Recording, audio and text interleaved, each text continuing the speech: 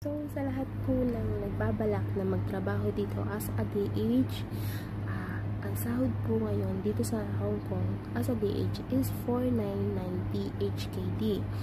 At bukod pa po yung 1,200 something na food allowance. Ang 4,990 HKD is aabot siya sa 37,000.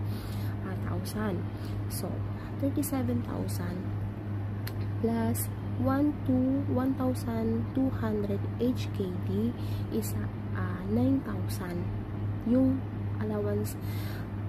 Kaya once na ibinigay sa inyo ang food allowance nyo is malaking bagay na hawak nyo yung food allowance nyo kasi matitipid nyo at mababalance nyo kung magkano nagagastos nyo.